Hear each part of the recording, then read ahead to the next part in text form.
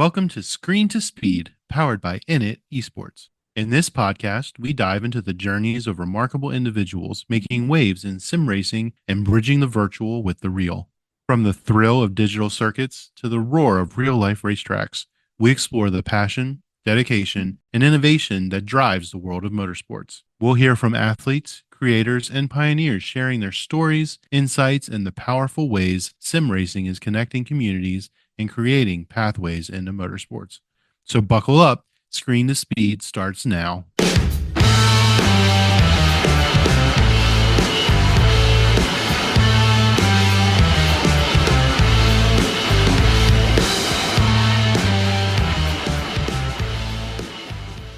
Hello, welcome everyone to Init Talks. Today we got Caitlin Wood. She's a professional racing driver. Welcome, Caitlin. Hi, thank you for having me. Yeah, thank you so much for joining our Init Talks today. Let's start with how you get into racing, how all this passion started for you.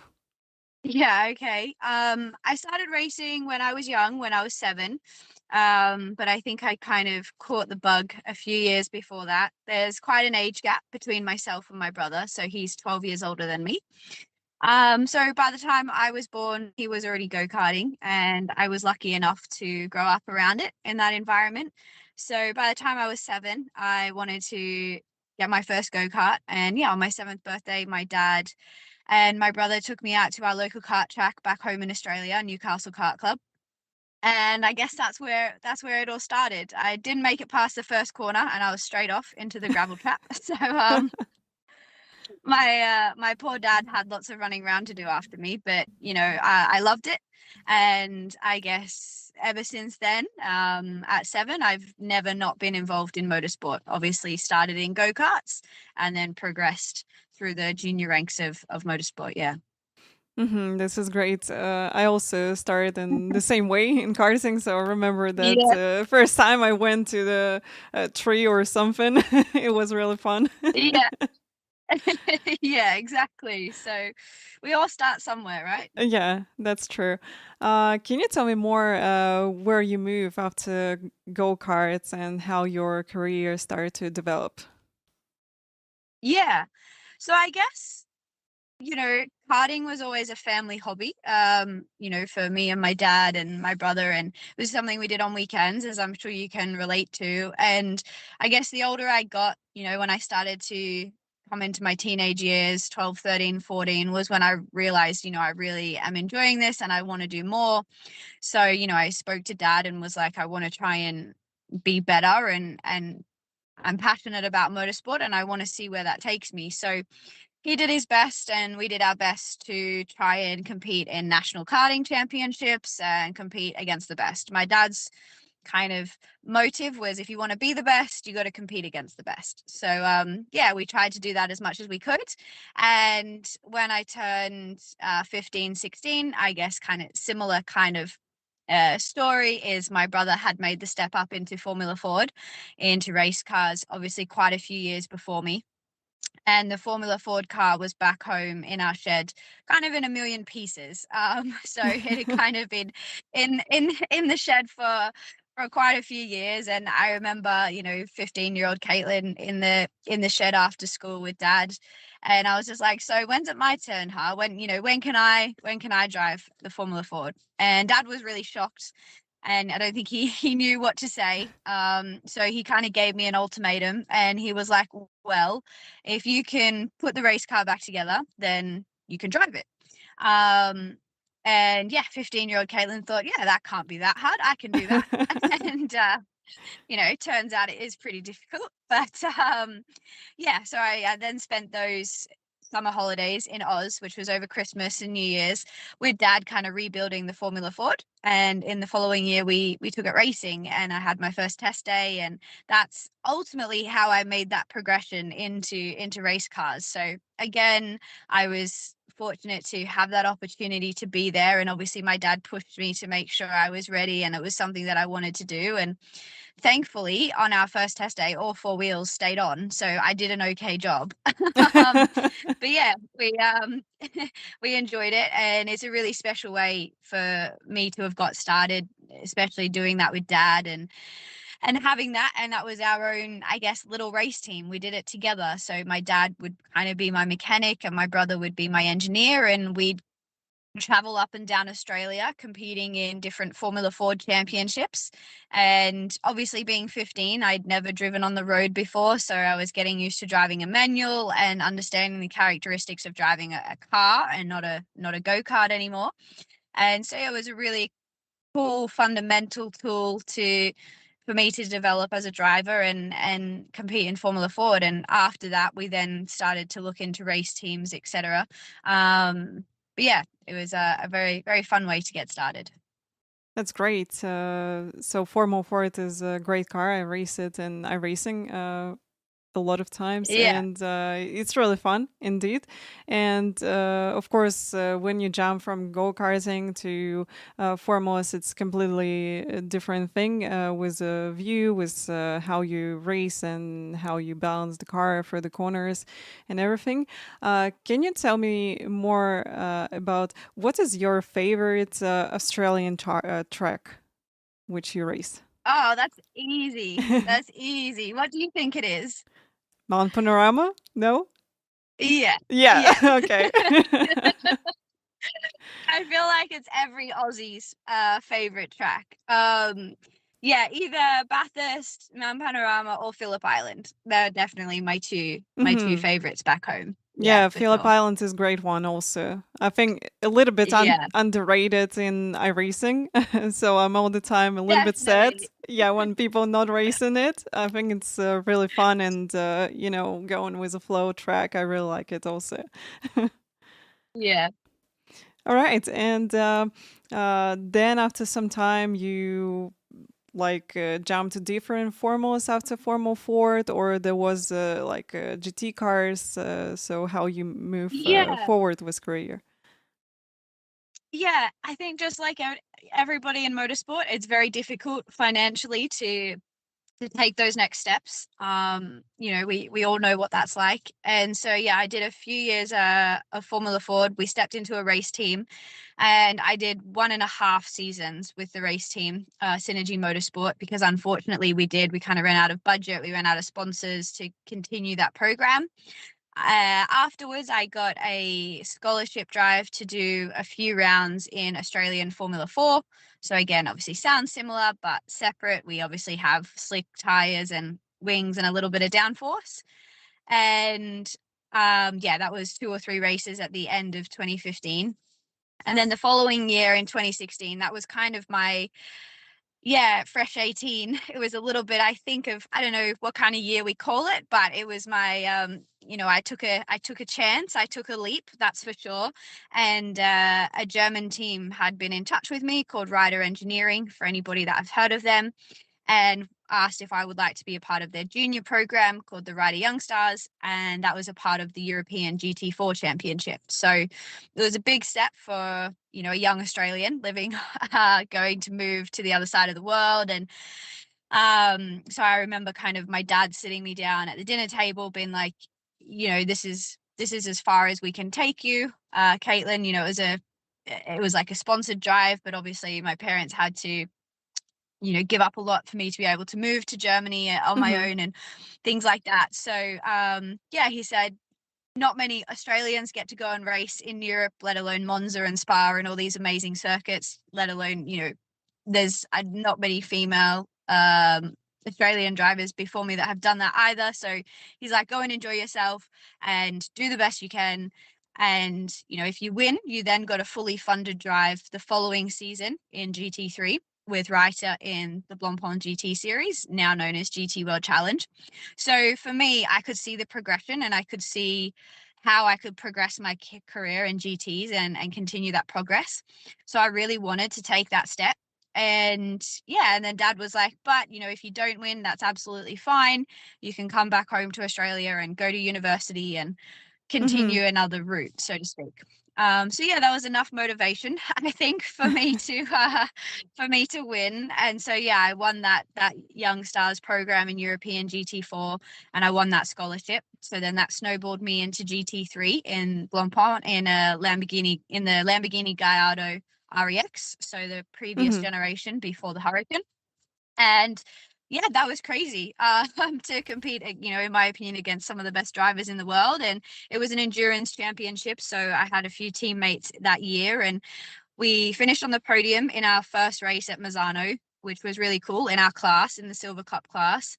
Yeah, and then from there, it was a little bit of an unfortunate year with a few incidences, and we didn't finish many races just because that's kind of racing. And yeah, at kind of fresh 18, I'd moved to Germany by myself and committed to trying to make it work. So it was very daunting, sorry, and obviously, well, not obviously, but I didn't know German, so I struggled with the language barrier quite a lot, but I tried my best, and I grew up a lot in that phase of my life, and I'm very grateful for that opportunity to have worked with that race team and progress myself and continue that journey. So yeah, I did 2 years over there.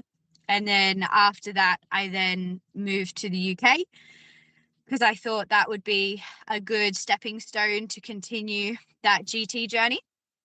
And yeah, I've kind of been in the UK for a few years now. The following year, I did a few rounds with a driver in the Lamborghini Super Trofeo series, 2 or 3 rounds. And then the W series came about in 2019. So I became obviously the Australian representative in the W series, which I was a part of from 2019 to 2021. So yeah, obviously COVID happened in those times, which made life very difficult for everybody. Yeah, and then in 2021, I became a part of the Puma W Series team, which was very cool to represent a brand like Puma and be a part of their team. And I just competed in selected rounds. So I did Spa, Hungary, and Coda. And yeah, we had a really good round at Spa. And obviously was very grateful for that opportunity to compete in the W Series, be a part of the championship, and get back into single seater racing. I don't think without that I would have been able to progress into Formula 3, into the Formula Regional cars. So yeah, it was very, very, very cool to be a part of. Yeah, I remember we've been into one team on W Series selection event. Yeah, Yeah, that was yeah. really fun to see all these girls and just they bring everybody together. It was a great event, really. Yeah. Yeah, it was the first of its kind, obviously, and they, as got women from all around the world, and that was really, for me, exciting and empowering to see so many girls and women drivers from all around the world be able to meet. And because I think, up until that point, you sometimes you think you're the only one, don't you, if because you are a minority. So to be put in a room with 70 other female drivers was pretty cool. Yeah, and that's really sad that W Series unfortunately stopped their races and their Program. championships. Yeah, really sad. But I think that they involved a lot of girls into this, and probably a lot of girls also into racing community, because we had a great introduction to the world that hey, girls can drive fast, and that Yeah. that can be the whole series with girls only. It was really cool. So Yeah. I know that you won the race at Nurburgring. Can you tell me more about this event and how was it to win on the Nurburgring for you? Yeah. So the following year in 2022, I decided to take a step back into endurance racing. My ultimate goal has always been to compete at Le Mans. I love endurance racing. And I've competed in a few 24-hour races. So we thought it would be a good step to go out to the Nordschliffe and get my permit and kind of work my way up the ranks out there. And so I did a few VLNs when it was VLN, which is now known as NLS. Did a few NLS rounds in a BMW 3 Series. And yeah, we were competitive as a team because as in endurance racing, you have other drivers in the car with you. So I had 2 other drivers with me. And yeah, in 2023, I became the first Australian woman to kind of win a class at the Nordschleife, which was very, very cool. And in the moment, we didn't actually know that I was, I guess, the first one. It wasn't until we sat down afterwards and I'm like, oh, I wonder who did this before me. And we couldn't find any Aussie woman that had done. So yeah, it was very cool to, I guess, put that in the books somewhere for people to see, and to kind of show Aussie girls back home that you can compete in Europe and you can compete on the world stage, and that it is accessible. So yeah, it was racing out at the Nordschliffe is crazy. As as you know, it's such a long circuit. There's so Mm-hmm. many cars on track. The traffic is insane. You're dealing with faster cars, slower cars. So I was competing in the production car class in a BMW 3 Series. Mm-hmm. So we're kind of, I guess, in the middle of the pack. We're not the fastest car on track, but we're not the slowest either.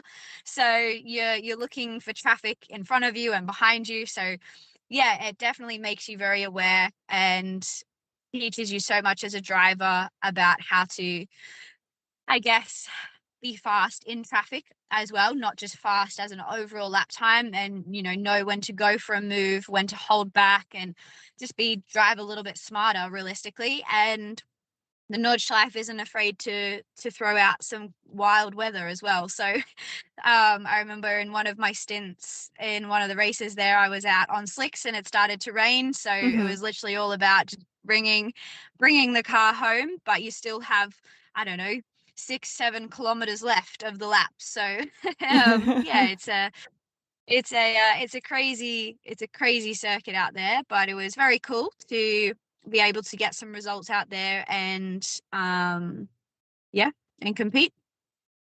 Yeah, that's awesome. Nordschleife definitely difficult track and endurances. I race a lot of endurances in racing, and all the time you Yeah. have to manage the traffic. If you like LMP2 and you got GTPs and GT3s, so you have to watch out for them. And yeah, as you said, sometimes you just take it easy, and then you just pushing in some corners to like to be more predictable for people on track. It's a different Yeah. world, yeah.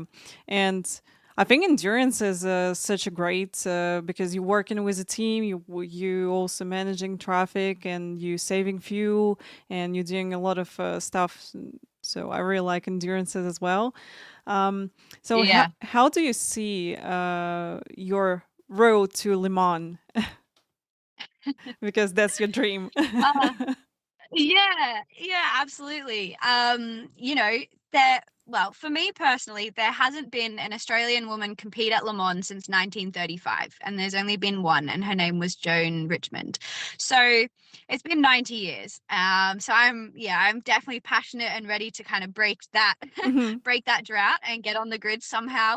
And yeah, the road to Le Mans, ultimately the next step is to try and get on the Michelin Le Mans Cup grid or ELMS grid and get some experience. And the road to Le Mans race with Michelin Le Mans Cup is obviously very important because you race at Le Mans, albeit in a small in a shorter distance race, 2 1-hour races, but it gets you on that platform and you're able to progress. So yeah, I guess the next step in my career is to try and raise the sponsorship and the budget and the funding to be able to do that and take a step into the prototype. I would love to Mhm. race LMP3. I would love to do that.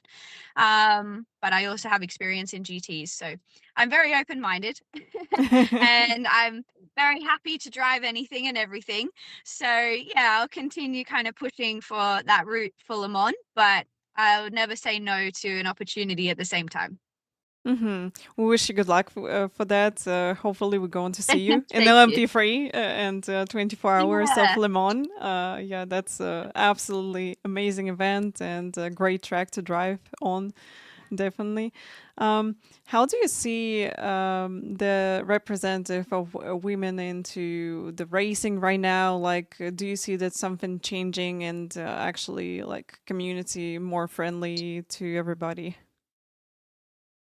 Yeah, absolutely. I don't think it's just motorsport. I think it's sport as a whole, and I think it's society as a whole. We're definitely making steps in the right direction to make industry, male dominant industries or industries more accessible to everybody that previously weren't. And, specifically motorsport is becoming more aware of where it needs to help help drivers and try and progress them, and especially women as well, and open those doors. And like we said before, I think the W Series was really important to be that representation for the a next generation of drivers and engineers and mechanics and journalists, and for people just to see women involved in motorsport in all different avenues, which is really important. And I think the one thing that everybody struggles with, whether you're male or female in motorsport, is always the budget in raising that to be able to go racing. So having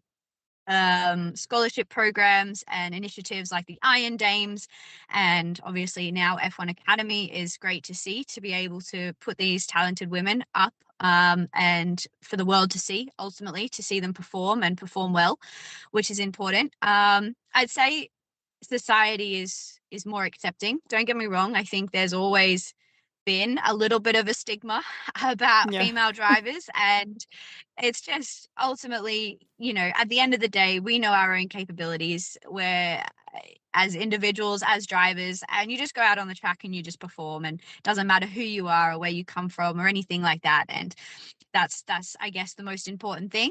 But in terms of opportunity, I think representation is very powerful, and it's a very powerful tool, and we're kind of seeing that with Netflix and Drive to Survive, not only with women but with opening a new audience into Formula One and all of these avenues.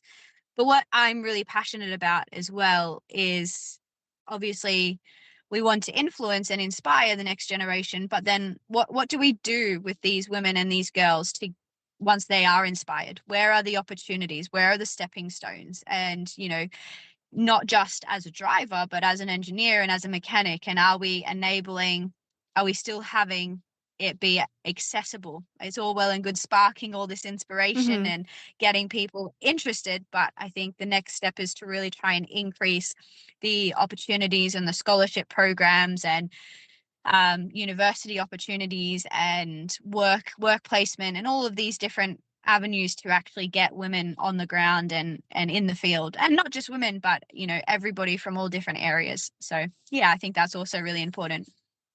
Yeah, I think I agree with you that we have to have like workplaces and like for women or like whatever would like to be involved into racing. It's really important.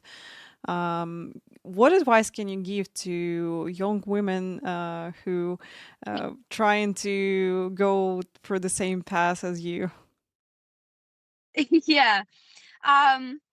Motorsport is tough.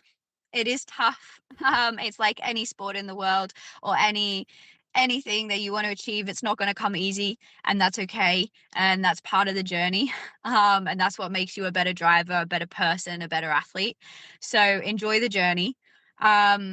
Believe in yourself, and try not to take no for an answer. If someone tells you no, you can't do that, turn around and tell them and ask them why you can't.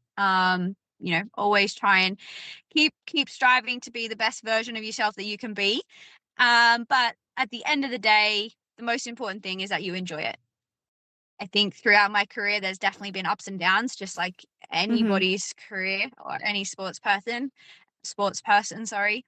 And I think you can kind of fall in and out of love with the sport when it does hurt you. So bring yourself back to the point of what you enjoy most about the sport and what gives you the most joy, and that ultimately will be where you'll perform best as well. Yeah, you're absolutely right with this, I think. And can you tell me where people can follow you and just, to see you and, follow your career? Yeah, that would be great. Obviously, my name is Caitlin Wood, and on all of my socials, I'm Caitlin Wood Racing. So yeah, Instagram, Facebook, LinkedIn, all those good things. Always feel free to reach out. I think I'm probably most social on my Instagram, but I need to get better at being better on social media. And I do have a sim at home, and I do jump on iRacing, so I need to join in some races with you guys, definitely. Yeah, true. I think you have to join some of the Screen to Speed events if you will have time for sure. We'll be happy to Yeah, see you on the track. absolutely. Yeah. All right. Yeah. So the last one will be fun, quick questions. What's your favorite track snack? Track snack. Oh, that's such a good question. Probably. I'm probably boring, you know. I'm probably just gonna say like a protein bar, something easy, but like a chocolate protein bar. When I want something sweet, but I know I can't have anything too naughty, so it just kind of eases the cravings. All right. Next one will be the hard one. GT or single seater for the rest of your life? That's hard. That's so hard. Um, well, oh, that's so hard. Well, endurance racing has to be GT, but overall lap time or overall qualifying lap has to be single seater. So am I going racing or am I just doing quali laps is the question. I think your answer was good enough. I think I'm going to Yeah. take it. Okay, and the last one, race you'd redo in a heartbeat. Oh, good one. Um, probably Spa with W Series in 2021. Mhm. And it was wet and it was that torrential race weekend where the F1 didn't end up racing, but yeah, we did on the Saturday. And yeah, I would probably relive that because I finished 5th and I was so close to the podium. So Mhm. I would give it another crack. I remember battling Marta, who was my teammate at the time, and we were Puma teammates. And I made a really good move around the outside of her, around Puon, because obviously I had the wet line. And yeah, we had a really good battle. So I'd probably say that race because I'd like to get it back. Yeah, Formula 3, I bet it's great on the spa and especially in the rain. Yeah, it was cool. Okay, so guys, thank you so much for watching. Caitlin, thank you so much for taking your time to be with us today. And don't forget to follow her on her socials. So you can find her on Instagram. And we're probably going to see her in one of the Screen to Speed events. Thank you so much, guys. Absolutely. Thank you so much for having me. It was lovely to chat with you. Thank you.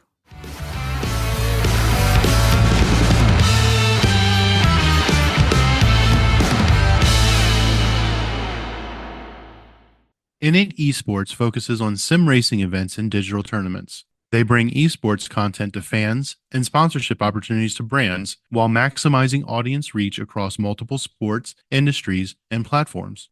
Init eSports is a woman led company where diversity, equity, inclusion, and accessibility is in their DNA. And their platform aims to combat bullying and cheating to help make the esports world as safe and fair as possible. To learn more, be sure to log on to www.initesports.gg or follow them on social media at Init Esports. Join their Discord, check out their YouTube channel, or follow their live content via Twitch. This episode has been brought to you by Grand Touring Motorsports as part of our Motoring Podcast Network. For more episodes like this, tune in each week for more exciting and educational content from organizations like the Exotic Car Marketplace, the Motoring Historian, Break Fix, and many others. If you'd like to support Grand Touring Motorsports and the Motoring Podcast Network, sign up for one of our many sponsorship tiers at www.patreon.com/GT Motorsports. Please note that the content, opinions, and materials presented and expressed in this episode are those of its creator, and this episode has been published with their consent. If you have any inquiries about this program, please contact the creators of this episode via email or social media as mentioned in the episode.